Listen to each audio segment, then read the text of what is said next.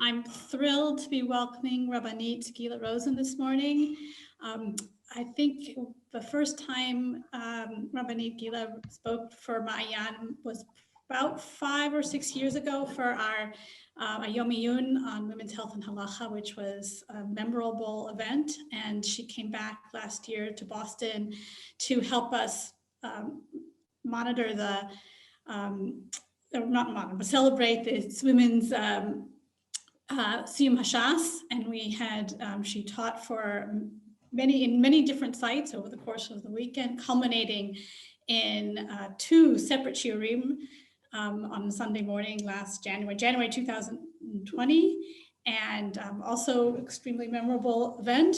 And I'm thrilled to welcome her again this morning and to once again learn from her Torah.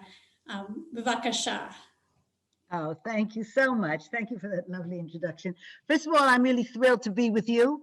And I want to repeat my request. Anybody who feels at all comfortable, who is comfortable with putting on their video, please do so that we can feel that we're kind of sitting together in a room.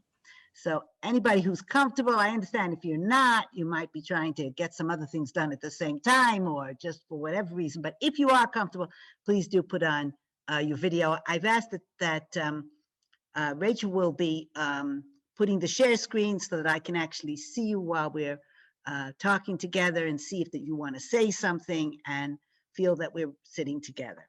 So I gave a couple of suggestions for titles, and of course the committee went for the most challenging one, why not? And that was Esther's heroism problematic? And what do we think about well-intentioned sins? And I want to say that this is the sort of shiur that if you walk off or fall asleep or go off in the middle of it, you could really go off with the opposite of what I'm hoping to say. So I'm hoping you don't do so, because really it's a very sensitive subject. So Esther, who is Esther? Does she do the right thing? What does it mean to do the right thing? And how does it get defined? And also I want to ask whether her story's what do we make of it for ourselves?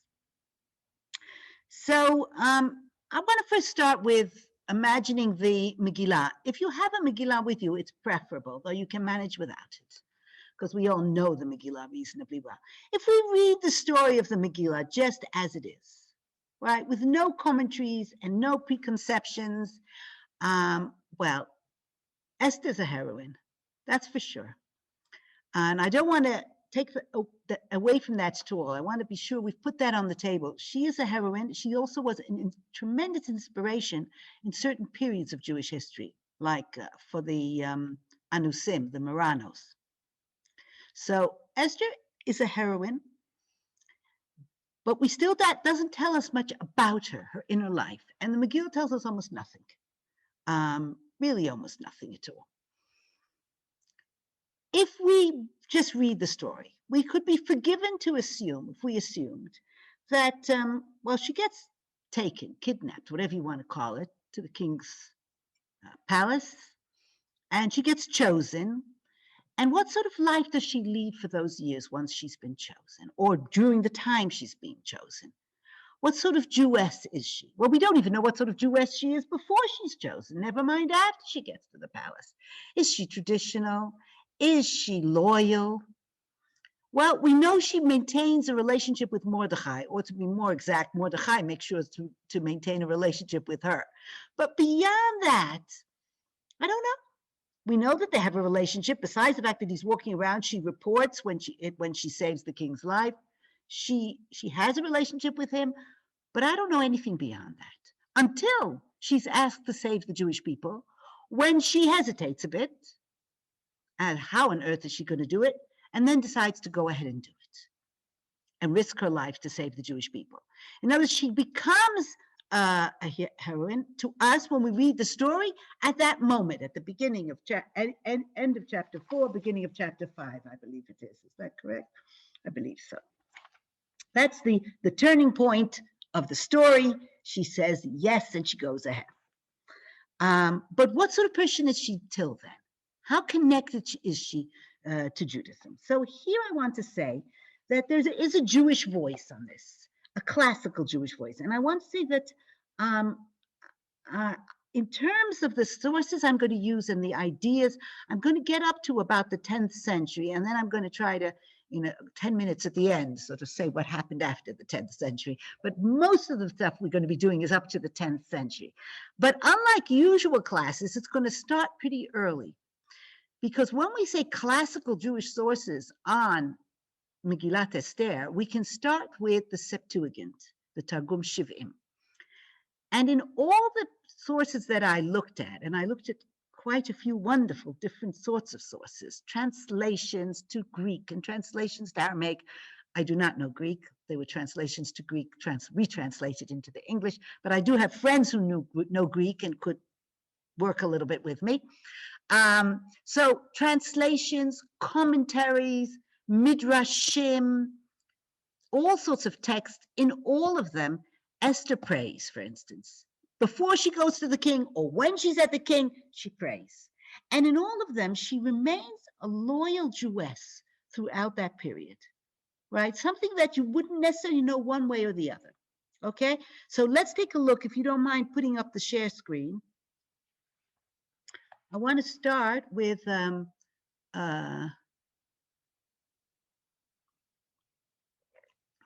So I want to start with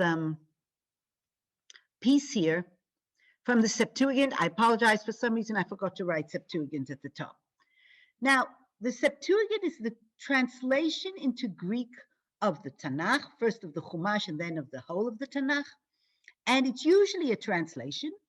It sometimes has little additions, but every once in a while, it's not only a translation, but they take tremendous literary freedom, artistic freedom, and add whole pieces to it. And this is one of the places where they do so. They add Esther's prayer. It's much longer than this. I brought the beginning and the end of it. But I wanted to bring it to show you very early, after all, this is not that many years, few hundred years maybe, after the actual story happens. This is the time of the Second Temple when the whole of Tanakh is translated into Greek. Here is Esther's prayer when she's about to go and try to save the Jewish people. And she prayed to the Lord God of Israel, saying, "Oh, my Lord, you alone are our king. Help me, a desolate woman who has no helper but you." It's not a great translation. "For my danger is close at hand. From my youth I have heard in the tribe of my family," that's Benjamin, "how you, O Lord, took Israel from among all the peoples and our fathers from all their predecessors for perpetual inheritance. And you have performed whatsoever you promised them. And now we have sinned before you." Right? The temple's been destroyed. They're in exile. And they're afraid. "Therefore, you have given us into the hands of our enemies because we worship their gods. O Lord, you are righteous." That's the beginning of her prayer. Very interesting. She goes on to explain how she understands, but that God, that it will be a tremendous chilul Hashem, a tremendous desecration of God's name if he allows the enemies of the Jewish people to destroy them. And at the end, she goes into a very personal note. "You know all things, O Lord. You know that I hate the glory of the unrighteous and abhor the bed of the uncircumcised and of all the heathen," i.e., I hate being the queen. "You know my necessity, for I abhor the sign of my high estate, which is upon my head in the days when I show myself, and that I abhor it as a menstruous rag." She's talking about the royal turban, yes?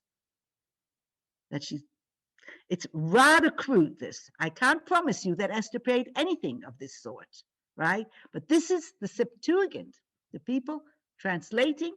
This is what they think she said, something to this effect. "You know that your handmaid has not eaten at Haman's table, and that I have not greatly esteemed the queen's feast, nor drunk the wine of the drink offerings," what we call today yayin nesech, yes? Because they would offer a bit of the wine to the idol or whatever, or to the god, and then they would drink from the wine. So these are real, this is a real thing, yayin nesech. Neither has your handmaid had any joy since the day that I was brought here to the present, except in you, O Lord God of Abraham. Almighty God above all, hear the voice of the forlorn and deliver us into the hands. Here it says mischievous, another translation says wicked, and deliver me out of my fear, or protect me from my fear. All right? Anybody have a question on this, or is it reasonably intelligible? This is, of course, an English translation from the Latin, which was translated from the Greek. I don't know if it was translated directly from the Greek. I think it was, but I'm not sure. So this is a projection as to what she is praying when she's in trouble. According to this, she's saying to God, God, I have been a good Jewess, and I've been like we see about Daniel saying about himself, yes? I haven't drunk the wine. I haven't willingly been part of living with the king. This is all not what I wanted, and God, please save us. Here, if you can scroll down for 1b, here is a very different suggestion as to what she prayed in 1b, a piece from, it's very different, but it's the same idea in that she's saying, I've been a loyal Jewess all this time. And this is because Jewish tradition ascribes the psalm, my Lord, why hast thou forsaken me, actually to Esther, says that Esther said it at that time. Why did she say, my Lord, my God, 3 times? Because she said before God, Amra HaKadosh Baruch Hu, Ribono Shel Olam, Shalosh mitzvot natatali. You gave me 3 mitzvot, the famous 3 women's mitzvot, to keep nidah, go to the mikveh, to take challah, and to light candles for Shabbat, even though I'm in the house of this Russia, this wicked man. Klum avarti al achat mehen. Have I gone against any of them? Okay. Now this midrash is a relatively late midrash. It's a take on the midrash about Hannah. It's not clear if they mean she actually kept those 3. The chances of the queen baking her bread are exceedingly low. But, or if it's just a symbol by that time that a woman who wanted to say, I'm a religious woman, said, I keep these 3 mitzvot. Okay, so I'm not sure. But what I wanted to show you in these prayers, and I could show you a whole bunch of them, but I think this is quite sufficient, is there's a projection, there's an assumption that she is functioning as a real Jewish woman in this palace. She hardly ever sees the king anyhow, right? And she remains loyal and traditional, right? According to this vision. In other words, when we read the story, what you might understand is, I don't know what happened to Esther in the king's palace, but eventually she gets woken up by the imminent danger and she crosses the threshold back into being with the Jewish people and saves them. You could read the story that way. Chazal, the sages of the time of the Mishnah and the Talmud, read the story in the opposite direction.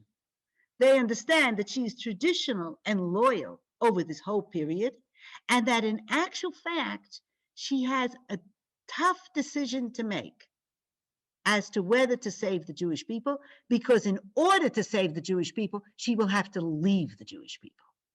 She will have to seduce the king, which is something she's never done before. She's been there a kidnapped queen. Now she's going to go there, try to seduce the king in order to get him to be on her side. She's going to go and invite him to a banquet, but not just the banquet, the aftermath of the banquet as well. She's going to seduce the king, and she's going to try to save the Jewish people by seducing the king. The minute she does that, she's in a kind of way left the Jewish people to be really his queen. And maybe even halachically, she's got herself into hot water. Okay? But that's a totally different vector, completely and utterly different way of seeing the story. It's not the maybe assimilated queen enjoying herself being queen, suddenly faced with, but I'm actually part of the Jewish people, a little bit like Moses, yes, when he's a prince and then goes out and sees, but really I care about the Jewish people. It's this traditional loyal person then suddenly facing that in order to save the people, she's going to have to actually take a step out the door. And it's about this step out of the door that I want to raise the discussion this morning for you. This morning. We're going to call it this morning. For most of you, it's this morning. Now, we have another extra difficulty that's thrown into the story, but let's first just look at some of the verses. So if you don't have a Megillah with you, you can take a look on here. This is the end of chapter 4. Vatoma Esther, after Mordechai has asked her to save the Jewish people, she sends a message back. Lech knosit kol haYehudim, go and gather all the Jews in Shushan, v'tzumu alai, and fast on my behalf for 3 days and 3 nights, and I and my maidens will also fast, and so I will go to the king, asher lo kadat, against the law, or against the rules, or against the custom. That can mean law or rules or custom. Why was it against the custom? Well, if we read just the Megillah as is, it's against the custom because she's already explained that you can't go unless you've been called, and she hadn't been called for 30 days, so she can't just go to the king. V'kasher avadati avadati, which literally means, as I have lost, I am lost, I am lost. All right, if we could scroll down a bit. Rachel, are you there? Just scroll down a bit. Perfect, perfect, perfect. Kasher avadati, avadati. Here the English says, and if I am to perish, I shall perish. The Hebrew is vaguer. Kasher avadati, avadati. As I will perish, I will perish. But I think the best literal understanding is, if I will perish, I will perish. I.e., I'm going to risk my life. If I'm lucky, I'll survive. And if I'm even luckier, I'll succeed. And if I perish, I perish. Mordechai does it. And then, Vayhi bayom hashlishi, and it was on the 3rd day. Vatilbash Esther malchut. Now, I'm going to read this verse in Hebrew. And I want you to just pay no attention to the meaning and just listen to the alliteration. ויהי ביום השלישי ותלבש אסתר מלכות ותעמוד בחצר בית המלך הפנימית נוכח בית המלך והמלך יושב על כיסא מלכותו בבית המלכות נוכח פתח הבית. Right, on the 3rd day, Esther wears malchut. She wears, well, the English will have to say royal apparel, but in actual fact, it just says she wears royalty. Doesn't say apparel.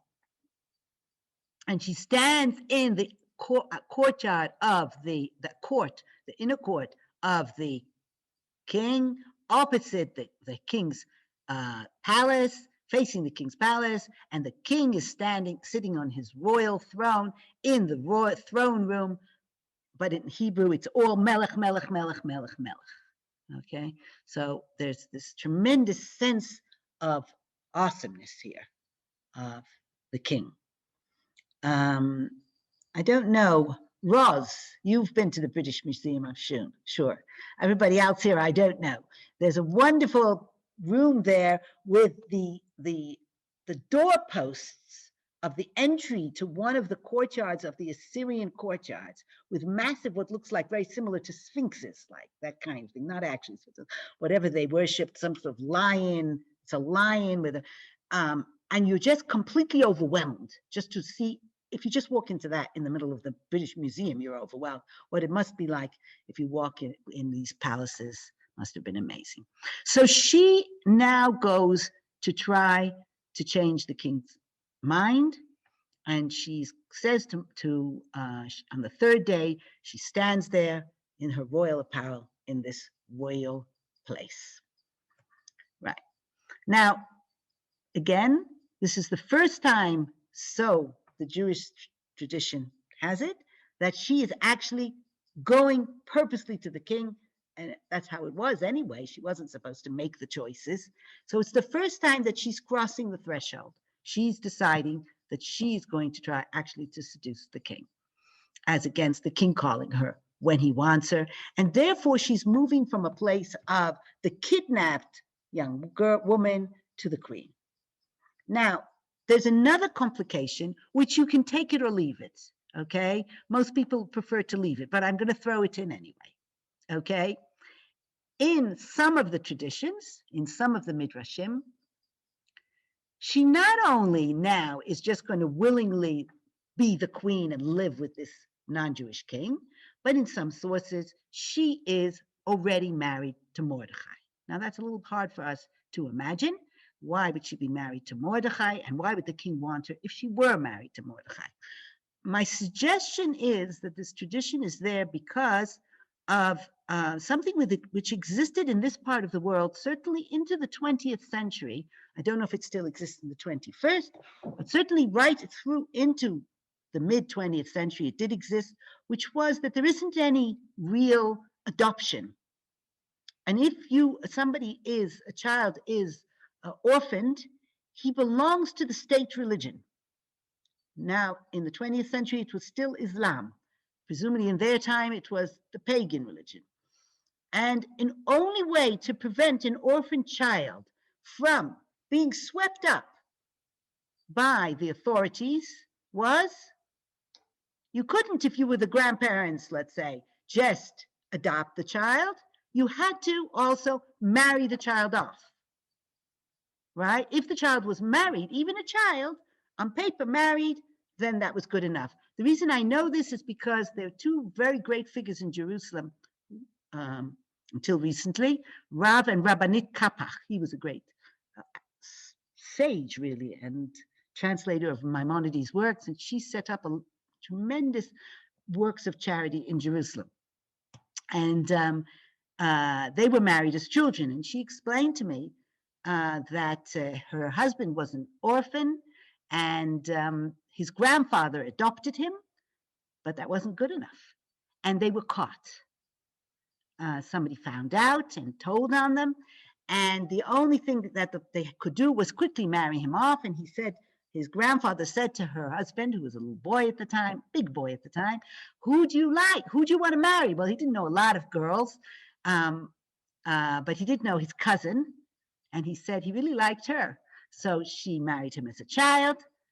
She went home that night to her parents, to her mom, as she told me, but she was on paper halachically married. I don't know how they did it exactly to make them halachically, right? In other words, they're, or at least betrothed in such a way. This idea that we find in the Midrashim, that she actually had been married to Mordechai, is not way out, okay?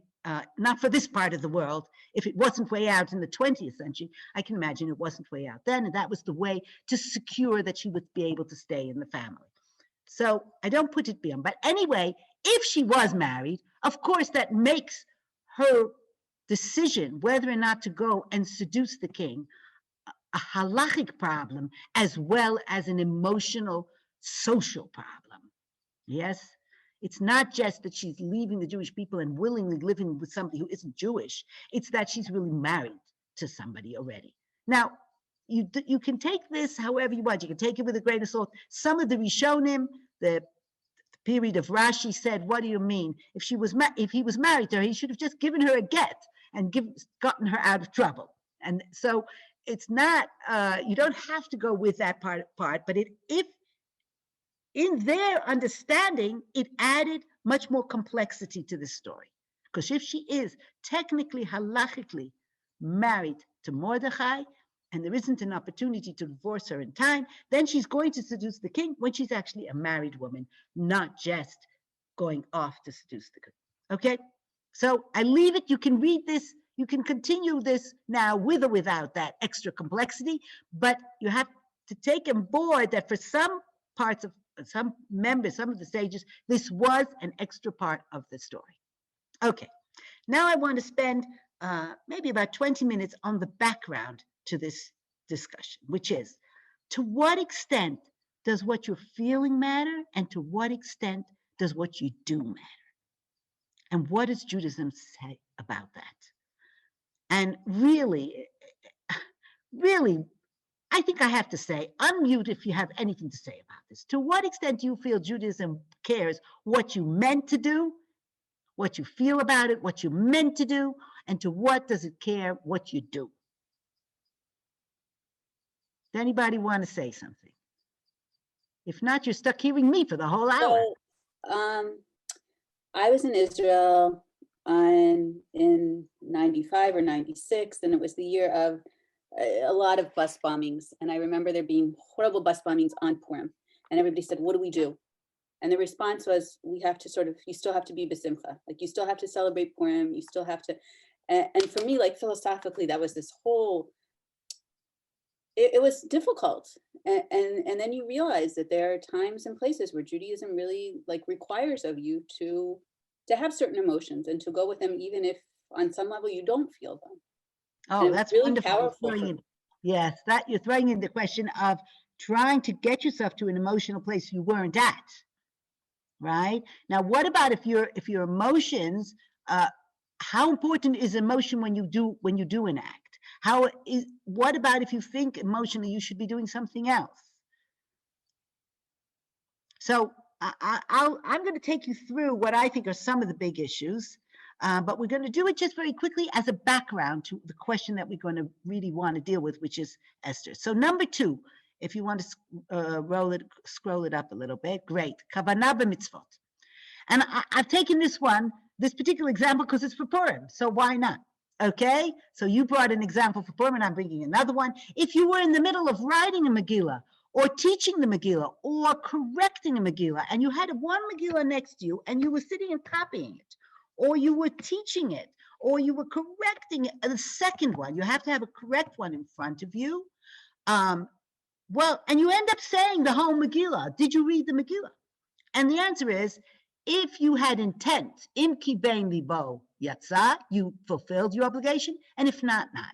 The English here was kind enough to add in all kinds of explanations, which might be the explanation, might not. Sometimes I pulled them out, but sometimes I didn't. Here it says, if you had intent to fulfill the obligation, that's one understanding, but it could be if you had intent to think about God, right? It doesn't say so in the Mishnah. The Mishnah just says, im kivein libo.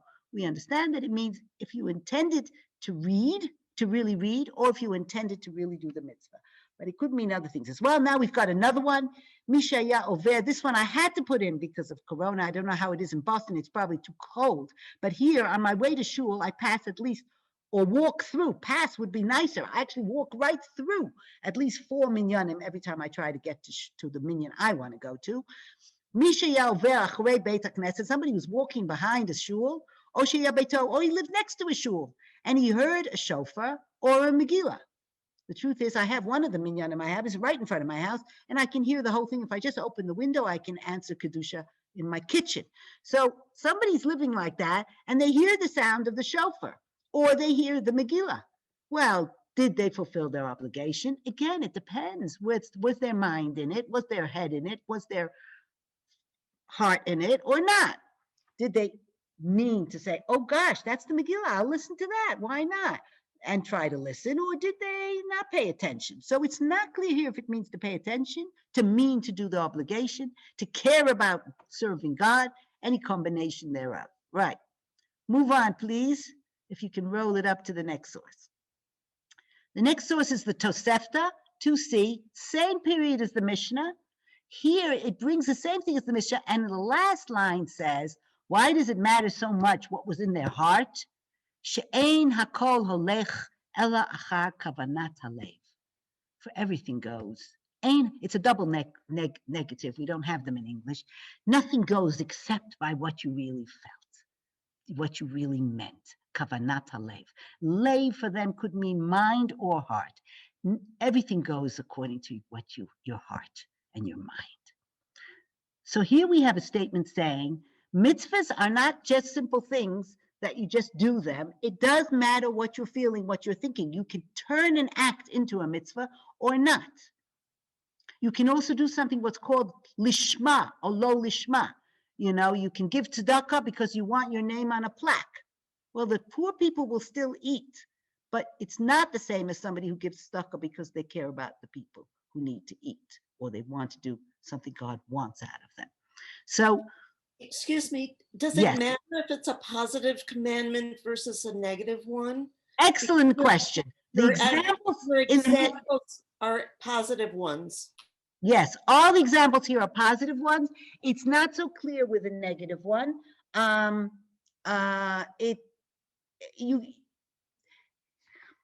You also can ask, does it matter whether it's a one which is a mitzvah like blowing the shofar or a mitzvah between people, right? That's also another differentiation. The general principle, very often it comes out that no matter what your intention is, it's more of a problem with a prohibition. But for instance, in the case of murder versus manslaughter, it matters very much whether you killed the person, God forbid, because you meant to and you hated him, because you meant to, but you thought he was trying to kill somebody else and you were trying to save somebody's life, or if you killed him by mistake because of negligence, that would be shogeg, or you killed him by mistake in honest, right? So there's an example of a prohibition. So sometimes in the case of prohibition, it can also matter very much, right? We have person killing, murdering. We have all kinds of manslaughter. We have negligent homicide in halacha and in court in modern judicial systems. We have negligent homicide. We have honest, when somebody didn't mean anything at all and it got caused without any negligence. So as I always think, one of the things, when you do a mitzvah, when you go to get your brakes checked, when you do your once a year getting your car checked, you do a mitzvah there. Whether you have it in mind to do a mitzvah or not, it's still a mitzvah because you're making sure that you don't kill somebody, God forbid, because you didn't have your brakes checked, right? So yes, it would apply in the case. That doesn't mean it wouldn't be a problem. It just would be a different level problem. Same way here, you might or might not fulfill a mitzvah. Tzedakah, you will fulfill if the poor person gets something to eat. Nevertheless, tzedakah that you gave because you wanted to help a person is not the same as tzedakah that you gave because you wanted your name on a plaque. But Can I ask you a question about davening on Zoom? Where does all that fit in? davening on Zoom. Well, it depends if it's important to you to be part of the minyan. To what extent Like you can. Parsha Zachor or saying Kaddish. Where does that fit in?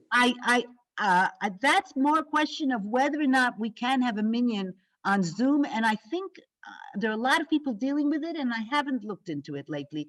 It has as to whether or not, but it's very easy if you put on the internet Zoom and a minyan. I think some people have claimed that you can certainly listen to a Megillah, for instance, or whether you can be part of a minyan. I don't know what people are saying today. That's an interesting question. You can. I'm happy to send you a link afterwards. I know they certainly stretched here in Israel. They stretched the usual rules of minyan to include people on this balcony, that balcony, the third balcony, the street, the garage, which normally one can't do. You have to all be in the same quote unquote place, which is not balconies of different buildings, for instance. And they've stretched the rules in that sense. But I know hospitals have used hearing the Megillah, but being actually part of the minyan, I don't know. I was really referring to, you're talking about the heart, about when you want to say Kaddish as a woman for a parent or whoever. And where does that fit in on Zoom? I mean, I don't know. Why does it fit in more or less on Zoom? Well, you can't go, if you're not going to shul and you're trying to say Kaddish on Zoom, how should that affect you? Okay, so I think we're going to get to that kind of question, though not that an answer. So I don't have an answer to that particular question. I don't think it matters a man or a woman. It's a problem if you can't get to a minyan. We'll have a little bit of a reference to that kind of question. So that's for the idea that it matters what you're feeling. Okay, that's all I'm getting from this. It matters, though it can change. It can change the act completely, or it can change the quality of the act. Now, number 3 is Mitzvah Habara. And this is the usual plan in Yiddishkeit. The end does not justify the means. If it's wrong, it's wrong. And you can't do it because you had good intentions. Intentions with the right act are very important, but intentionality with the wrong act is not very useful usually in Judaism. It's called a Mitzvah Habara ba'avera, and they don't like it. Okay? For instance, those of you who've learned Masechet Sukkah, there is a chapter that starts Lulav Hagazul Pasul, right? A lulav that you don't steal a lulav and then use it. Okay? Here's an example as a verse in Tehillim, Psalms 10, verse 3. I did not put a translation because I saw so many different translations. I thought, what's the point of putting one of them? Ki hilel rasha tavat nafsho. The rasha, the wicked person, boasts about the things he manages to do and get for himself and his taivas, as we would say. Ubotzea berech ni'etz Hashem. I'm going to put it this way: the thief blesses his luck, or he blesses the thief, ni'etz Hashem, and he ni'etz Hashem, he how should we say, he completely desecrates God. Yes, he really he reviles the Lord, or he desecrates God. Botzea berech ni'etz Hashem, and he either that it means that he's a thief. The thief, just blesses his lot and has a great time, or he blesses the thief. Now here comes the Talmud. It is taught in a brisa. Haresha gazal se'ah shel chitin. Somebody steals, robs a se'ah. That's a big quantity of wheat. He grinds it, he kneads it, he bakes it, he separates challah from it, and then he recites a bracha over taking challah. Right? And nowadays it's more somebody steals and then makes a big fuss of himself, giving it some of it to tzedakah. Right? The individual is not reciting a blessing, but rather he is blaspheming. So how are they reading the verse? The second half of the verse, ubotzea berech ni'etz Hashem. If your thief steals something and then makes a blessing on it, he's blaspheming God. Don't think that you can steal and then make a blessing and that it'll be good. Now, this is a case where the person is doing something not for the right reason, but there might be for the right reason. Somebody might think it's okay to steal because somebody needs some medicine and they don't have the money. So rather than go try to find the money for them, it's okay to just go and steal it, right? So here somebody is thinking that mitzvah, he can do a mitzvah via doing an avera. And the answer is no, especially theft. Thinking there's a wonderful thing in the Yerushalmi Talmud which says that somebody who steals lulav, let's say, or it's like somebody who brings a present to a king, except the present is something he stole from the king's court. Now here's another one about a shofar. Here I actually have a couple of grandsons who could have done this, maybe one granddaughter as well. Some kid takes a shofar and puts it up in a tree. I don't want to say anything bad about my grandchildren, but I have a few mischievous grandchildren. So some kid takes the only shofar in town. There's a little village. There's one shofar in town, and some kid takes that shofar and puts it up in the tree. Now, what's wrong with climbing a tree on the Yontif to go and get the shofar? Well, it's a rabbinic prohibition to climb a tree because you might take off a branch, and so you may not even climb a tree to go get a shofar. Everybody's going to be without shofar. Why? Because somebody hit it up on a tree. Why? Because we're not going to allow a mitzvah habara ba'avera. We're not going to allow a mitzvah that came through a sin. That's not the way to do it. Now, in actual fact, if some other kid went and got it from the tree and somebody blew it, you would be yotze. You would have done your mitzvah. But that's besides the point. You're not supposed to do it. You're not supposed to go and do an avera, even a rabbinic one, in order to be able to do a mitzvah. Okay? So that's called a mitzvah habara ba'avera. Yiddishkeit really doesn't like it. Okay, let's move to number 4. Having said that, I now want to mention something that was in the laning yesterday, which is Zachor v'Shamor b'dibur echad. There are lots of cases in halacha where two values collide. You could have wanted to do that mitzvah. Here we had the value of not climbing a tree versus the value of listening to the shofar. Now, we have lots of times in halacha where values collide. Mitzvot collide or values. And Chazal said they understand it from this idea of Zachor v'Shamor b'dibur echad was their way of talking about it, that God said Zachor et Yom HaShabbat l'kadsho in one set of 10 commandments and Shamor in the other, and there are things that collide. Like, for instance, if somebody was wearing a linen garment, should they put the four corners, should they put tzitzis on it? Well, if they put tzitzis on it, then they'll be wearing kilayim, shatnez. If they don't put tzitzis on, they won't. Tzitzis are made out of wool. So we have in halacha, there are a number of structures to help us navigate these kind of problems. So, for instance, we have pikuach nefesh doche Shabbat. The saving of life overrides Shabbat. If you drive somebody to a hospital on Shabbat, or if you are a doctor and you work on Shabbat, you are not doing an Averah. It's not a Mitzvah Habara ba'Averah. It's not driving to the hospital was an Averah in order to get there and doing the mitzvah of taking care of the people there. Shabbat overrode the mitzvah. Pikuach nefesh, the saving of life, overrode Shabbat, right? So now we have something that looks like an Averah, yes? It looks like an Averah to drive to the hospital. But we say, no, it's not an Averah. It's Pikuach nefesh doche Shabbat. This value overrides that one. Having said that, we have some exceptions. Yehareg va'al yavar, we have 3 exceptions. What are the 3 exceptions?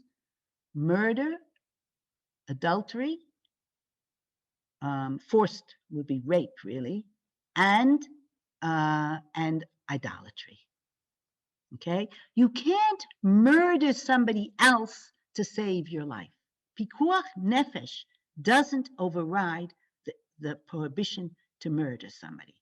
As the Gemara says, why is your blood bluer than theirs or redder than theirs? Yes? What makes your blood redder than the other person's blood? So you can't say, in order to save my life, I'll kill somebody else, right?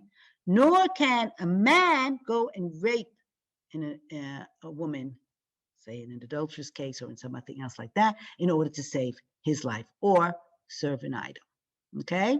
So on the one hand, we have usually saving life overrides most of the mitzvot, almost all the mitzvot, but there are exceptions. And then we have some other things called, for instance, tikkun olam, hora'at sha'ah, cases of changes, but these are not made by individuals. This is the court system.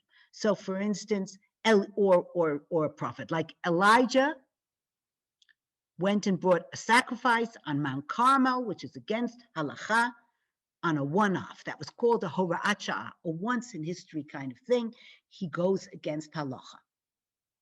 And he's allowed to do that either because it's a court or because it's a prophet, and he knows he may do it. Now, there's also a wonderful sentence here, Eit lahasot laHashem heferu toratecha. This is a verse from Psalms, and it is interpreted in both backwards and forwards. It's either interpreted to mean as, the time has come to do something for God. Heferu toratecha. Everybody's going against the Torah out there. Go and teach, or go and do crusade, or go and vote, or whatever it is necessary, Eit lahasot laHashem, because heferu toratecha. And the other way it's read is, when there's a time to do for Hashem, heferu toratecha, you have to go sometimes against the Torah when it's a time to do it for Hashem. Who can do that? That's the courts, I'm afraid. It's not in the Gemara. It's either prophets or courts again. What would be an example? When do they bring it? For instance, it's only brought 3 times in the Gemara. It's not something recommended every morning with our breakfast. Eit lahasot laHashem heferu toratecha. Go against the Torah because it's a time, but it's not talking about an actual prohibition. For instance, it's talking about there came a time when they saw that if they left the oral Torah oral, nobody would know Torah, and they wrote down the Mishnah. That's an example of Eit Lasot Lashem Hefeiru Toratecha. Again, it's part of the whole structure of halacha. It's not a particular decision for a private individual. Okay. So that's our background. Our background is what you feel matters and can change the quality of your action, if it's a mitzvah, or an avera. In the structures of halacha, there are ways to deal with places where things come against other things, like pikuach nefesh, saving life, overrides Shabbat, but doesn't override murder. And you can't do an avera in order to do a mitzvah. Okay, even a rabbinic one. To explain again, Yehareg va'al yavor, thank you for suggesting it. Yehareg means you could let yourself be killed, va'al yavor, and don't go against one of these three things. Don't kill somebody else in order to avoid being killed. Now, that's not talking about your attacker. Obviously, you can kill your attacker who's trying to kill you. But if somebody comes to you and says, God forbid, you have to kill that third party, innocent third party, or I'll kill you, you may not kill the innocent third party. You may not decide that your blood's redder than that other person's blood. Okay? And the same thing goes for idolatry in a public situation, and the same with you're making people seem as if you are promoting idolatry, and the same thing goes for a man forcibly having a sexual relationship that is either adultery or one of the forbidden ones, like his mother or something, sister or something like that. Okay, those are the exceptions, except where saving of life does not override. You cannot do them to save your life. Okay, so Yehareg va'al yavor is opposite pikuach nefesh dochesh Shabbat. Pikuach nefesh, most of the mitzvahs, your life overrides the mitzvah. Your possibility to keep mitzvot in the future. There are only these three that have a status of overriding your personal safety.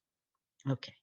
Having said all that, we will now come to Esther. And we have left ourselves some time to deal with her situation. Okay? And Esther, we have this situation. Mordechai comes and says to her, go to Achashverosh. She says back to him, I can't go to Achashverosh. I'm not invited to Achashverosh. He says, no, you have to save the Jewish people. She says, okay. And she says, go gather them all to pray for me, and I will go to the king, Asher lo kadat.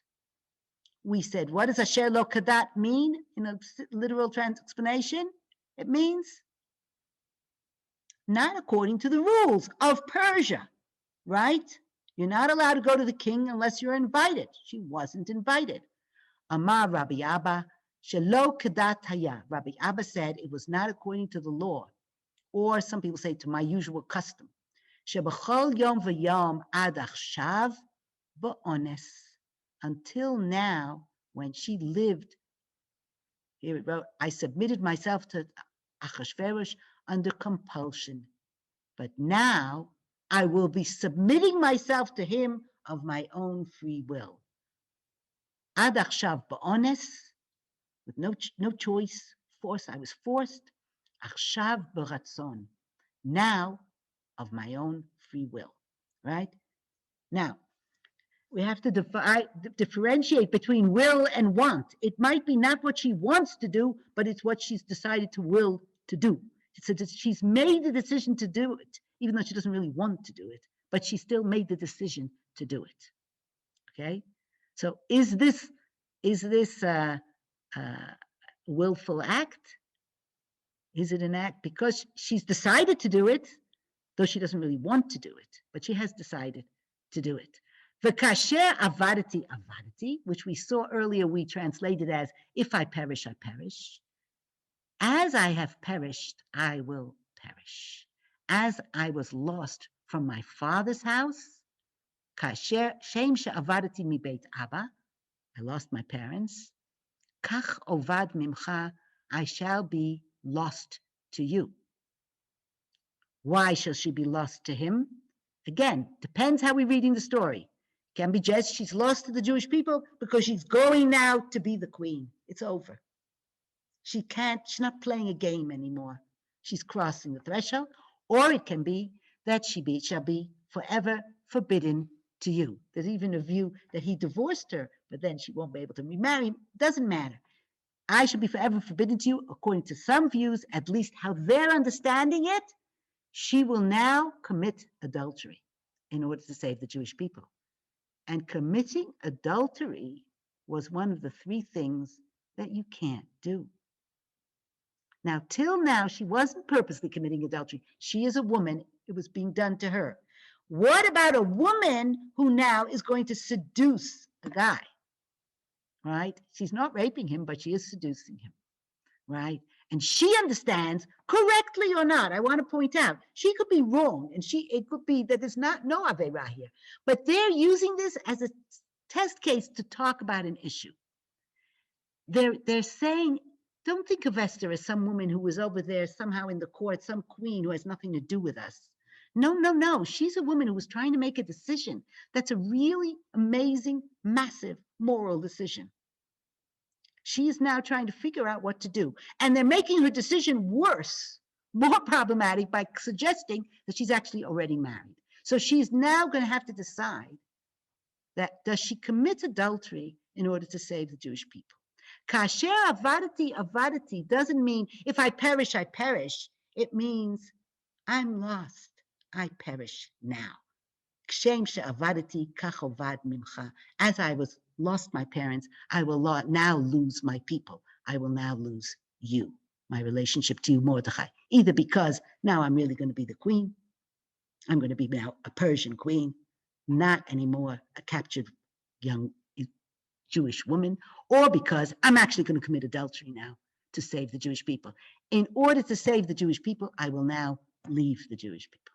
That is the tragedy that they are suggesting here is Esther's situation. It's not if I perish, I perish. It's kasher avadati. As I've perished to a certain extent so far, I now go. I now leave you in order to save you. Okay, let's keep on going. Vahi bayom hashlishi. Right? We saw that there was too much king all the time. And the Midrash suggests that she feels as if she's walking in to the king Achashverosh, but also walking before God, the king, in what she's decided to do. In other words, she's standing now in the royal palace, in the royal, before the throne, but front of all this malchut. But it's all about where she is internally. It's a pasuk about what's going on inside her. She is both before King Achashverosh and before God. And it came to pass on the 3rd day that Esther clothed herself in royalty. It should have said she clothed herself in royal garments. Yes? Big day, the Talmud says, big day malchut mibaile. It should have been written, she wore royal garments. It doesn't. It says, vatilbash Esther malchut. Malchut is a noun. Yes? She wore royalty. What does that mean? This teaches us that she clothed herself with the divine spirit. In other words, she had some kind of Ruach HaKodesh. She was feeling on a divine mission to go and save the Jewish people, and she has Ruach HaKodesh. And she stands in this chamber of idols. Amar Rabbi Leva, as soon as she got in there, the divine presence left her. She didn't feel it anymore, the divine spirit. Now, why didn't she feel the divine spirit?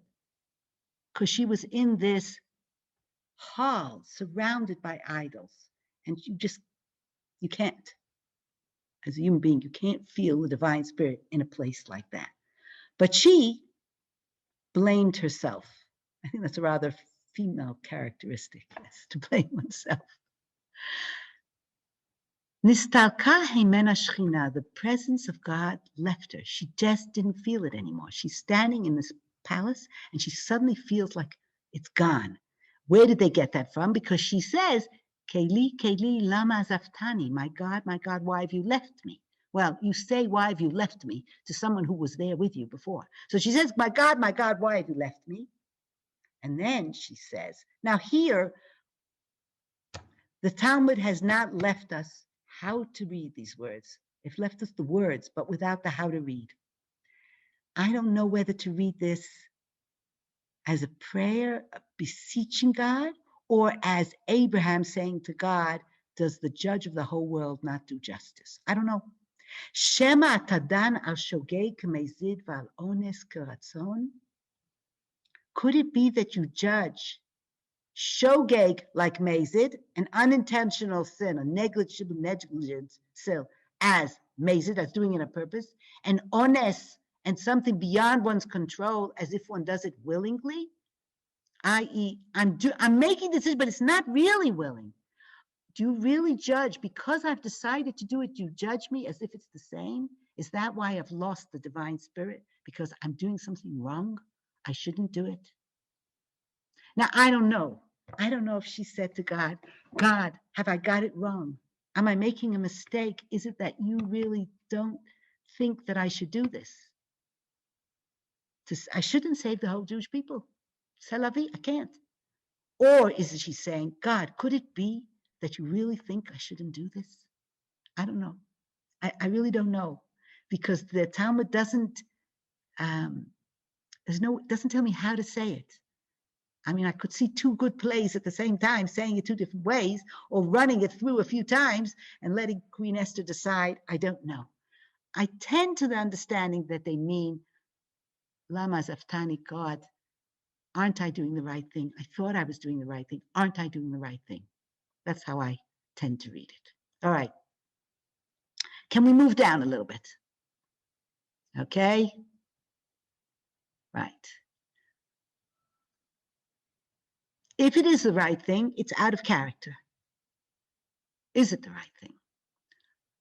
Amar Rabbi, and now we have something. After all the you can't do a mitzvah habara, all that, we suddenly have something which appears in the Talmud. It appears twice, but it's the same paragraph. Amar Rabbi Nachman bar Yitzchak, Gedola aveira lishma mi mitzvah shelo lishma. We have a problem here. Yes, no, it's fine. A transgression committed lishma lishma means for the name of the mitzvah, for the name of God, for its name, is greater than a mitzvah performed not for its own sake. And the next piece talks about the fact that really we say it's good to do mitzvahs even not for their own sake, even not with kavanah, because wow, when we start doing them, that's what we tell kids as well, you'll start doing them and then eventually you'll do them with kavanah. Eventually you'll do them with the right reason. But look at this piece. Where did this piece pop out of? You can't do a mitzvah habara b'aveira. You have a whole list of what takes precedence when, and then suddenly we have gedola aveira lishma mi mitzvah shelo lishma. Well, I don't know how to understand it because I don't know how good or bad mitzvah shelo lishma is. In the end, they say, okay, let's say they're equal. Why? How did we get there? Mitzvah shelo, so the two Hebrew lines at the bottom here, because it says Tvorach minashim Yael eshet chever hakeni. Dvorah in her song says Tvorach minashim Yael. May Yael be blessed above women, or blessed is Yael. Who's Yael? The woman who kills Sisera and saves the Jewish people. She's not Jewish, but she kills Sisera and saves the Jewish people. She is blessed, minashim ba'ohel tvorach. She is more blessed, or above them blessed, than the women in the tent. Who are the women in the tent? The women in the tent are our foremothers, Sarah, Rivka, Rachel, and Leah. Yael is more blessed above them. Why? Because she did a mitzvah, an aveira lishma, and they did a mitzvah shelo lishma. What on earth is the Talmud talking about? What was her aveira lishma, and what's their mitzvah shelo lishma? Her aveira lishma was that she seduced Sisera in order to be able to kill him. I mean, she couldn't overpower this general. And it says there that she gave him some milk to drink and whatever. Very nice, but you don't necessarily fall asleep because somebody gives you some milk. She seduced him, after which she could kill him because he fell asleep, right? After she seduced him. That was an Avera Lishma. It was an Avera. She was a married woman. So she wasn't Jewish. Who cares if she wasn't Jewish? Married non-Jewish women also can commit adultery. She committed adultery in order to save the Jewish people. And that was Avera Lishma. How is that in comparison to the matriarchs? Thank you, not the foremothers, the matriarchs. How do we compare that? That very often when they wanted to have children, there were a lot of emotional, personal issues in it, not just for the mitzvah. Okay, fine. Where do we get to? That we are calling the Act of Yael, which is very similar to the Act of Esther, an Avera Lishma. And those acts become an Avera Lishma. And this Avera Lishma is considered a great act, greater than the acts of the matriarchs. It is a great act. What are we going to do with that? Now, what's interesting is that this idea in the Talmud is defined only in the case of Yael, maybe Tamar, and Esther. All three of them do this Avera Lishma. They save the Jewish people by seducing somebody. Okay? Certainly Yael and Esther's are very, very similar. There's a clear and present danger, and they seduce somebody in order to change history. And that's the Avera Lishma, and it is considered a great act. Is it still an Avera? Maybe it's not an Avera. Maybe it's like Pikuach Nefesh Dochesh Shabbat. It's not an Avera to drive to the hospital on Shabbos and save somebody's life. It's not an Avera at all. It's a mitzvah. That's what you're supposed to do. This mitzvah overrides this mitzvah. The mitzvah of saving life overrides the mitzvah of Shabbos. But here, it's not. Because if you can scroll back up again for a moment, right? Here it is, yes. What does she say? Kasher avadati avadati. As I am lost to you. Esther understands that it remains an Avera, right? Kshem shavadati mibet abba kein ovad mibcha. She understands that it doesn't become a mitzvah. It isn't. The act itself remains an act of adultery, whatever the reason she did it for. She cannot, her kavana in this case, if you have kavana to shake a lulav and you pick up the lulav, you can make it shaking the lulav. But if you had kavana that it shouldn't be adultery, it will stay adultery. It will still be adultery. And she can't go back, as she understands it, whether she's right or not, that in the poskim have to decide. But she thinks that she can't go back because it's an Avera Lishma. It remained an Avera, and nevertheless is what God wants out of her. Now, that's amazing. Now, that stays just these acts. The Gemara never describes a man doing Avera Lishma. Never. It's not something. It's only described as something that these women could do. I don't know if that's on purpose, actually. I don't know if that's because of the whole question of seduction not being act, or if it's because they think that they can leave it in her hands. I don't know. But that's the story. That's all there is in the Gemara. Just these women doing an Avera Lishma. There is no other Avera Lishma in the Gemara, in classical Jewish sources. And that for hundreds of years there remains no other Avera Lishma but these. It's a theoretical idea, though. And it gets very tempting with time. Is there really such a thing as an Avera Lishma? Can we experiment it with other situations? Could there be other situations that would allow an Avera Lishma? And it becomes a very, very tempting. Oh, yes. A little later in history, there's a suggestion that Eliyahu HaNavi and Har Carmel is also an Avera Lishma, instead of calling it a Hora'at Sha'ah. Okay. But basically, the average person is not given that choice of an Avera Lishma. No, if you think it's a right thing, but the Torah thinks it's not a right thing, then it's not, don't do it. Right? And nevertheless, for hundreds of years, it stays rather dormant. If you look up questions, it seems to be a relatively dormant issue.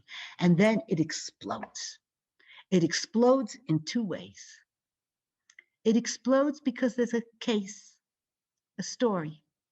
which comes to the poskim, which is that a woman in the 14th century, it comes in, and I just put there, and once the last source was just something that you could look it up if you wished. Oh, you gave me this as well at the end, great. The Shut here, the Noda Yehuda, he is an 18th century posek who gives the history of this question. But what happens is that a woman is part of a whole long group of Jewish people who are going, and they're attacked, and they're all going to be killed, and the woman manages to seduce the head of the attackers and save everyone. Right? She understands that's what she should do. It's a true story, right? And then the question is, she saves everybody. Can she go back to her husband? Or was Esther right? Yes, as Esther's being projected here. And this was an Avera Lishma. It was the right thing, but she can't go back.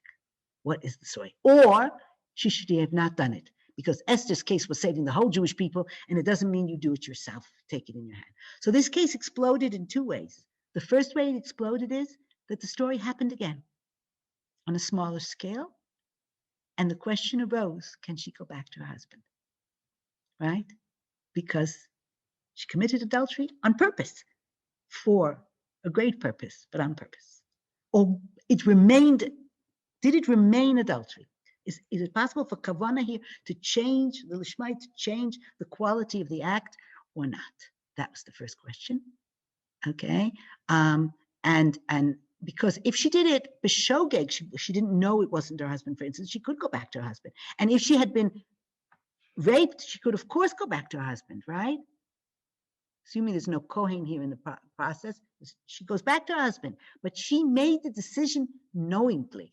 And the question is, what happens now? So that was one way in which the question erupted. And the second way the question erupted was a little later in history, that people began to think, what is this principle, Avera Lishma? Could be applied in all sorts of other cases. So for instance, there are over 100 entries when I looked up Hasidic sources, it really became a big question in Hasidut. Could one sometimes be antinomian? Can one sometimes go against halacha? And could sometimes there be situations where the Rebbe or somebody else could make a decision of an Avera Lishma? What would it look like? Could it be possible? Once it exists out there, is it something that we could entrust to anyone beyond somebody like Esther? Right? And this becomes, it's another hour to try to see what happens to Avera Lishma. But it does explode in those two ways. Can another woman do what Esther did? And would it mean that she really has committed adultery? And completely differently, could there be an Avera Lishma that was justified? And you see immediately people saying, wait a minute, watch out. That's what we've been saying all along. There's no Mitzvah Habara Avera. You can't, if we allow everybody to do an Avera Lishma, everybody's going to say, oh yeah, I'll steal and then I'll give it to tzedakah. I know, I'm Robin Hood, I'm this one, I'm that one. Everybody's going to be out there doing Avera Lishma a mile a minute. No. It's only for exceptional people. And other people say, no, it's only for exceptional circumstances. The original is only for exceptional circumstances. Then they said, maybe not, maybe there is such an idea, but it's only for exceptional people. I just point out that one commentator, the Meshech Chachma, suggests that that's what the snake said to Chava. You can do an Avera Lishma. It's okay. But it's worth it in order to get knowledge. It's worth it to risk death to get knowledge. That's the snake's argument. So you can see that in his time, people were suggesting it, and he thought it was a mistake. So Avera Lishma becomes a whole question, although it still remains a total outlier, right? It remains something that's there as something theoretical, but not really as something to be pursued. That there could be a situation where a human being has to make a decision that the law, the mitzvahs as they stand, there's something that they have to do that's against it. And it's not according to the rules in general, pikuach nefesh and tikkun olam and all kinds of rules that we have. It's against all those rules, and nevertheless, there could be a space for such a thing. And that's what the space that Esther took. So I want to leave 2 or 3 minutes for questions. So I want to just suggest that what I think this little attempt to go through this path does is it changes Megillah Esther from some kind of what does this last mean compared to the sexual intercourse of matriarchs? Because the suggestion is that the matriarchs didn't necessarily have sexual intercourse for great lofty reasons, like if one of them, if Leah calls her child Reuven, look what's between me and now my husband will look at me, then her reason to have it was not in order to have a child, or not in order for this, or not in order for, I don't know what you're supposed to be to have sexual intercourse, but she was having it for other kinds of reasons. I mean, we can think of lots of reasons to have sexual intercourse that are not necessarily for great mitzvot. And it's all a good reason to do it. But the mitzvah, she wasn't doing mitzvah to bring the child into the world because she wanted the child in order to be more loved by her husband, let's say. So that would have been not for the highest goal of something like that. Okay, it's kind of odd sort of idea. Whereas Yael was having sexual intercourse in the wrong kind of way, but for a very lofty reason, to save the Jewish people. So we have the same kind of act, which is normally can be a parva act, that's not one or the other so much, seen in two different ways. So what I want to try to get to here is the idea that when Megillat Esther is not just this very almost kind of silly thing where we sit there and make a lot of noise with our Rosh Hashanah. We make noise when we hear Haman's name, and that's what it's about. But rather that it's about something in which Esther had a major decision to make. What Chazal have done here by suggesting all this is made this story far more imminent for us. It's a story that concerns us. It concerns major decisions. It concerns whether or not when we think something's right or wrong, and should we make a decision which seems to go against the way it's usually, the decisions that are usually made, all those kind of decisions, that's what Esther was in for. There was a decision here which invoked tremendous self-sacrifice, because even if she survives, she doesn't survive intact.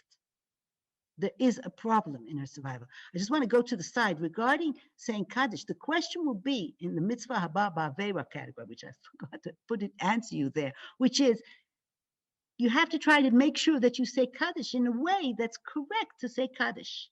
In other words, that it is in a way that Kaddish can be said, because you're saying God's name and you're saying it to say to a large group of people. The idea of Kaddish is to say, I want to sanctify God's name before this group of people. So you need to make sure that you can find a valid way to do it, right?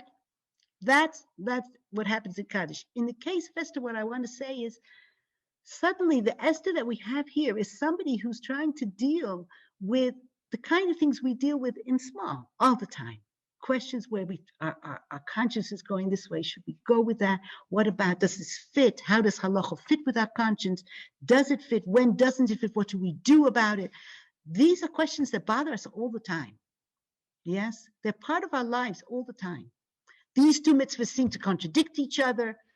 These values seem to contradict each other. Which value should I go with on this case? Doesn't have to be there's an avera in either of them. It's just two different values. Which this question of how do I chart some kind of way between values that conflict is what this story is about. And it's also about being willing to be very self-sacrificing for what you believe in. So I want to leave you with that. I'm happy to try to deal with some more issues in chat. I'm happy to continue to talk for a little while if people want to, but I know there must be people who are on schedules, and this is the end of we've gone even a couple minutes over, so I want to conclude it, and then if people want to stay and talk, with pleasure. But I think what the Chazal have done here is made Esther somebody that we need to, that's real for us, that's going through a choice that none of us would want to be faced with, but that's amazing, and that she manages it. That's it. Thank you so much, Rabbanit Gilla. Please, if anybody has questions, feel free to speak up and raise your hand. I see a hand raised. Right. Roz. Roz, let's start with you. I see your hand. But you have to unmute. Take a risk and unmute. Okay. Okay, I think I might be going back to the elementary class here, but a question which I'm trying to deal with is, you mentioned earlier that Esther was like kidnapped. That's how you described it. Mm-hmm. How do you come to that conclusion? And you've dealt very beautifully with the issue that faced Esther when she decided to actually go to the king and make advances to him herself. But what about the issue about her actually applying for this competition to join the ladies at the palace? What was her decision process there? Right. So there is another midrash which argues that Mordechai actually tried to get her taken, but the actual words are "Vatilakach Esther." It doesn't say she made any effort to be taken, but there is a midrash like that which somehow has infiltrated the way we read it. But as far as I'm aware, there is in the actual text, it only says "Vatilakach Esther." She was taken.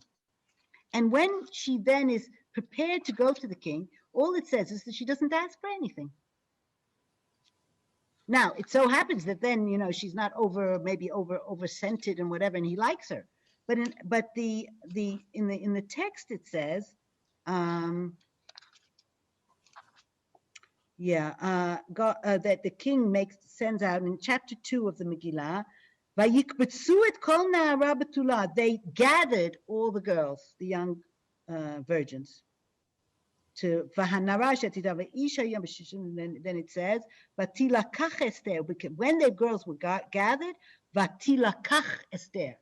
Vatilakach is in the nifal, how do you say that in English? Passive. She was taken. Esther was taken. Now there is a midrash which goes in opposing directions from the midrash I brought, that Mordechai actually tries to get her, but in the text it doesn't say anything of the sort. There's no attempt by her, right? And therefore the midrash can argue the first time she actually makes a step forward is at the end here, in the middle of the Megillah. Thank you very much. Pleasure. Yes, Juliet. Hi, I'm enjoying the class, by the way. I actually wrote this, but this time you didn't respond. You responded to my other questions, so thank you. You made a reference, if I remember correctly, to Eliezer, and you said that he did commit an Avera Lishma. I forgot what you said, but you made some reference. Oh, Elijah. Elijah brings a sacrifice, right? When he wants to prove that God is really the God, so he invites them to Mount Carmel, and he brings a sacrifice, and then the fire descends on his sacrifice and proves that all the Jews that God really can do miracles and the idols cannot, right? Mm-hmm. That's what he does. Now, why is that a sin? Because at that time in history, there was a temple, and you're not allowed to bring sacrifices anywhere but at the temple when there is a temple. So that was incorrect behavior. But the rabbis don't use the phrase Avera Lishma. People later use it. The Talmud does not use the phrase Avera Lishma. The Talmud uses the idea of Hora'at Sha'ah, that a great prophet or the Jewish court can decide at a particular moment to do something which is normally against halacha. Where did he bring it? Sacrifice? He brought the sacrifice on Mount Carmel. Oh, Mount Carmel, okay. Right, and he, at that time, there was a temple. So he wasn't allowed to bring a sacrifice on Mount Carmel. But the rabbis relate to that differently in the Talmud, and they talk about that. Later, they put it in the same category. But the rabbis there talk about it as, that's not an Avera Lishma, because it's not an Avera. It's no longer a sin, because he can make the decision that this is the right act at this moment. It's as against Esther, who can't change the quality of adultery. Adultery is adultery, right? Bringing a sacrifice in the wrong place, if a prophet can decide that for this moment we will bring the sacrifice in this place. Maybe because it's a mitzvah between you and God. And a mitzvah between you and God, maybe you can change their quality more easily than you can in mitzvahs between you and other people. You can't kill somebody and pretend that they're still alive. Yes? But you can give definition to shaking the lulav. If you don't know about lulav and you pick a lulav up and swing it around, you didn't do anything. But if you have kavanah, you made it into something. So mitzvahs between you and God, it's a little bit easier to change their character, right? Very interesting. But mitzvahs between you and other people committing adultery, it's hard to change the character, unless you didn't know. You thought it was your husband, like these stories of these men who come back and claim that's really the husband. She thought it was her husband. Then she didn't commit adultery. But if you knowingly do it, then what the argument here is, she's committing adultery to save the Jewish people. And it remains an avera, but it's lishma. And that is a paradox that's very hard in Judaism, because Judaism usually has got ways to say, no, this value in this case will override that value. And here, if you have a bris milah on Shabbos, normally you're not allowed to cut somebody on Shabbos, but a bris milah is supposed to be on Shabbos. If you have a bris milah on Shabbat, the bris was not an avera that you did in order to do on Shabbos. You didn't do any avera. You did what you understand is a mitzvah. In the case of Esther, what we're saying is she did what she understood HaKadosh Baruch Hu wanted from her, but it was an avera. He wanted an avera. Now this is way out. And it appears only this one time in the Talmud about Yael, and they understand also Esther and possibly agreed. The adultery argument only holds except she was married to Mordechai. But that's what they think, right? So they're saying from their perspective, she's doing an Avera Lishma. In actual fact, otherwise it doesn't apply to Esther, it only applies to Yael. And Esther is not doing a mamash Avera Lishma, but she is going to live with somebody not Jewish in order to save the Jewish people, which also is a problem. It's not as bad a problem, but it is also a problem. But it's not as bad a problem. So just the idea of Avera Lishma and a mitzvah shalom, that was problematic because it opens up, it takes the rabbits out of the hat. And normally Yiddishkeit does not allow it. It says, Mitzvah Habara b'Avera, we're not interested. Don't go hit somebody over the head and then claim you did it because you wanted to do this for somebody else. And no, you can't do things like that. We have cases where it overrides. If you see somebody about to kill somebody, yes, then it's a rodef, and you should try and prevent the person. And if you can only prevent by killing them, you could kill, but you still should shoot for the feet, right? It's not some kind of mayhem. And suddenly the phrase Avera Lishma arouses the possibility of what's out there. So I remind all of us, what's out there ain't much. The Talmud says it's only Yael and maybe Esther, if you see it that way, and maybe Tamar. That's it. Avera Lishma is a very, very tiny idea in the Talmud. But once it's out there, people say, wait a minute, we have to think about it. We have to think about it. Is it something that anybody else can choose? Is it something that might happen to me in my life? That there's something that I feel that although it's an Avera, for whatever reason, I have to do it in this situation. Could that happen in my life? And could it be the right thing? So there's some poskim who say, never, no, don't take that risk. And the others who say, no, it could happen. It could happen in your life, something like that. I see there are two other questions, but I did want to ask one more question. In different fictional versions, Esther goes back to her family afterwards. Is there any thing written about, like in the Talmud or anything, what she does after or what happens to her? Yes, so because it says there that he gives the house of Mordechai is right there. So in this piece, no, the Talmud doesn't say. And the understanding in this particular one is she can't go to live with him again. But there are midrashim that she goes back to living with Mordechai, right? And it goes in all the directions. All the possibilities are open. The idea, though, that she's wrestling with such questions is just fascinating, right? I think it's not only fascinating, it's heartbreaking.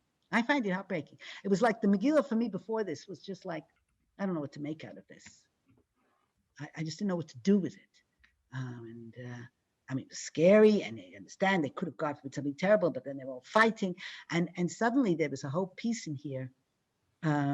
No, Yael is the same test case because whether you're Jewish or not, adultery is considered one of the things that you can't do, right? It's in the 7 mitzvot of the adultery and incest. So no, it wouldn't be different. At least the Talmud doesn't think it's different. The Talmud says, no, it matters. It matters just as much for her. So what's interesting to me is that in the Talmud, it's an idea, but it applies only in a tiny way. And then the question later, much later in history, like 1,000 years later, starts to arise in like 15th, 16th, 17th, 18th, 19th centuries. 20th. Yes, and especially with Chassidut, could it apply in other situations? And you see people saying, what are you talking about? No, that's the snake suggests that. Don't go there. But the fact that the question is there already means something. The fact that there could be an Aveira Lishma already means something. It's a paradox that means something. But again, don't rush to do it tomorrow morning. Not a great idea. Right, anybody else something? An idea, something you want to put forward? There are two questions in the chat. Right, okay. It's about the Pinchas story. Somebody asked about. Right. Okay. Pinchas, let's see. The question about why does Mordechai, the first question is, what about the Pinchas story? I think that you will be saved because you will also perish the rest of his Jews. I don't know why Mordechai says that. I think he's trying to convince her. I mean, in this understanding of her, I certainly don't know why. If you take a different version and you say, oh, she was just getting very much feeling a queen. She was very assimilated. So he's saying to her, don't think you'll survive there. The assimilated Jews, they'll get caught too. Yes, that's easy to say. But if in this understanding, why does he say to her, you could perish too? Maybe he's saying to her, your life is in danger as well. And therefore, it might give you more of a right to go ahead and do this because your own life is in danger too. Maybe that's what he wants to say to her. Make sure she understands. Now, Pinchas, the difference with Pinchas is that Pinchas is the person Pinchas killed was supposed to be killed. The point is only that he didn't use a court to do so. And he kills them right away, because this whole story, otherwise everybody's going to go off to doing this. But the difference is that there he does the act that's the correct act, but it should have been via court. So it's not quite as much as a jump in that kind of way. But later in history, they talk about Pinchas as well in this kind of terms. Later, they start using these terms. They either use Eit La'asot Hashem, or they use this term, Aveira Lishma, but that's later. What I want to say is that in the Talmud, it's only these women who have to make this terrible decision. It's just them who are called Aveira Lishma. But like I say, once the idea is out there that there could be such a thing, then it's all over the place. Now, if you take a brisk view, Briskas are like Rav Soloveitchik, that their way of learning, where they like to talk about the difference between the performance of an action and what happens as a result of the action. So for instance, you can perform prayer, but if you're not really thinking about what you're doing, you did the action, but there's like less in it. And so you might talk here about, this is an Aveira as a performed action, but it's got an aspect, and I saw this in one of the Rav Soloveitchik's forebears, it's an Aveira as its performative action, but it's actually got an aspect of a mitzvah to it because of what's happening as a result that people are being saved. In other words, he wants to suggest that it's a combination between the action and what's happening as a result of the action, create something which is not only an Aveira Lishma, but an Aveira which is also a mitzvah. Yes, because it's great. How can it be so great if it's not that it's also what God wants out of you? So if a mitzvah means what God wants out of you, then maybe using this kind of idea which exists in the thinking of Rav Soloveitchik and his forebears, that you have to think about the action, but also the ramifications of the action and not always see them absolutely together, then we can look at this action in that kind of way, that the ramifications affect that. So he says something like, it's an shehi lishma gdolai sheyesh gam tzad mitzvah. It's a ma'aseh isur, it's an action which is prohibited, theoretically, the action, but the kiyum, the way it's fulfilled, actually includes a mitzvah. So it's like saying, when you shake a lulav, sure, you're just picking up a branch, but shaking a lulav is much more than picking up a branch. When somebody came in and said, what are you doing? You wouldn't say, I'm picking up a branch and moving it around. You would say, I'm shaking the lulav. Yes, It has a meaning. Yes. So there's the action, which might be quite mundane, and there's the meaning of that action. And what he wants to suggest is this action, this Avera Lishma, the action might be adultery, but the meaning of the action is something else. And that has meaning. So that way of thinking of the Brisket school can help think through this kind of idea. Again, an exceptional thing, but part of Jewish thought nevertheless. That is almost never usable, but part of Jewish thought. But Jewish thought has a lot of things like that, which are almost never to be used, but they're there as part of our thinking. Again, what I'm in the middle of doing now is trying to look through all the material the last few hundred years to see who's saying what way it can be used on a private level. So at the moment, I haven't got anything to give you, but it may be in a year's time. Something to look forward to. Marianne, did you want to say something? Did you want to say something? You put your hand up? No. Okay. All right. There's one more question in the chat. Yes, I seem to have trouble finding the questions. I'll read it for you then. It says, Yes. Why does Mordechai tell Esther not to say she was Jewish? That's a wonderful question. Is it because he wants her to get picked up and he thinks her chances will be better if they don't know she's Jewish? Or is it the opposite, that he doesn't want her to be picked up and he thinks that the chances are higher that she'll be picked up as Jewish because then nobody will be fighting. It's a tiny minority and there won't be fights over who he took. And because she was an aristocrat. Remember, they are from aristocratic lineage. They're from Saul. And if he finds out she's Jewish and finds out that she's an aristocrat, very good. So there are two different points of view within Chazal as to why he tells her not to tell she's Jewish. One is because he wants her picked up and he thinks she has less of a chance if she's Jewish. And the other is no, the exact opposite. He's afraid that if he knows she's Jewish, she's got a higher chance. Either because then it's a minority and he won't have trouble over he took this one or that one or the other one.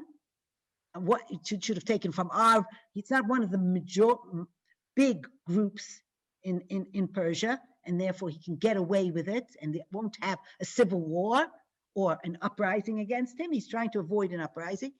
Or because once he finds out she's Jewish, he'll find out that she's an aristocrat and that she's from a royal lineage, and that will be much more of a reason to take her. So it goes either way. Right. Okay. Thank you. So I do want to try to find when the different ideas, especially in Chassidut, as to when one might be able to use this principle. But for the moment, I haven't got any suggestions. It's only there as a theoretical idea. God willing, we shouldn't have great decisions like hers. Right. And I want to wish everyone good health and the possibility to have a wonderful Purim, however you celebrate it, that it should be a good Purim and good health and a lot more vaccines like we've got here, if they help, hopefully. Right. All the best, all of you. Thank you so much. My pleasure. My pleasure. I'm sure I speak for many of the people on this shiur that it filled me up with warmth through the day. With Rosh Chodesh Adar coming, it got me in the mood and will also, I know, give me something extra to think about when I'm actually listening to the Megillah being read. Thank you very much. And I also just want to call everybody's attention to the fact that we have some more wonderful shiurim coming up. We have the next in our series of Israeli speakers is Yael Ziegler coming in the middle of March for a lunch and learn. And there's a bunch of other, several other programming that the links are all in the chat right now. If you've enjoyed Rabbanit Gilla's shiur today as much as I have, we are very fortunate that she's agreed to come back in July and speak again. So you can mark your calendars, and there'll be more information from Mayan as we get closer to get closer to that day. Lovely. So it's been wonderful to be with you again, and I'm looking forward to it again.